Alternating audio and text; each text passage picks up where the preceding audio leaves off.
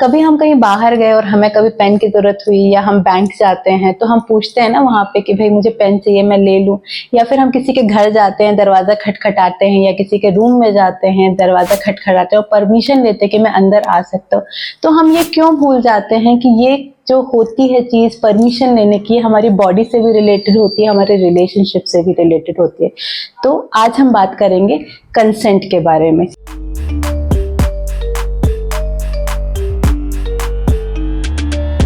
नमस्कार दोस्तों, मैं डॉक्टर रोशिता खरे। सो कंसेंट एक्चुअली एक ऑनगोइंग प्रोसेस होती है। कंसेंट एक्चुअली चॉइस होती है, कंसेंट एक्चुअली फ्रीडम होती है, जो कि लोगों को नहीं समझ में आता है। अगर किसी भी रिलेशनशिप में कंसेंट रहे ना, तो वो रिलेशनशिप बहुत सुंदर होता है।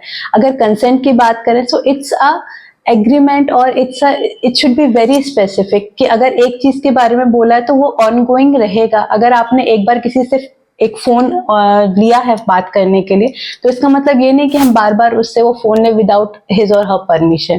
Consent should be very clear, कि स्पेसिफिक होना चाहिए कि इस बारे में ये बात हो रही है, इसके अलावा और कुछ नहीं। It should not be on assumption, it should not be under pressure, कि अगर तुम ऐसा करोगे तो ही ऐसा होगा।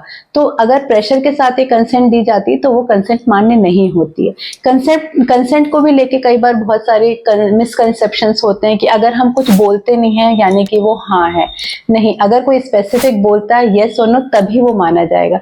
दूसरा, अगर कोई इंटॉक्सिकेटेड है, under the influence of drugs है या अल्कोहल है, और उसमें वो किसी चीज की हामी भरता है, तो वो भी मान्य नहीं माना जाएगा, क्योंकि अभी वो इंसान उन सेंसेस में नहीं है कि वो कंसेंट दे सके। तीसरा, अगर आप सोचते हैं कि आप किसी रिलेशनशिप में हैं तो आप कुछ भी कर सकते हैं, तो ये भी नहीं। अगर आप एक रिलेशनशिप में भी, एक कमिटेड रिलेशनशिप में भी हैं, तो भी वहां पे भी कंसेंट होनी चाहिए जब भी आप एक रिलेशन या एक इंटीमेसी एस्टैब्लिश करते हो। सो कंसेंट कोई कॉम्प्लिकेटेड चीज नहीं है। It's about choice, it's about freedom. और किसी भी हेल्दी रिलेशनशिप के लिए, किसी भी इंटीमेसी के लिए एक कंसेंट होना बहुत जरूरी है। तभी वो ट्रस्ट डेवलप होता है, तभी वो अंडरस्टैंडिंग डेवलप होती, तभी वो रिलेशनशिप फ्लरिश करता है। नमस्कार।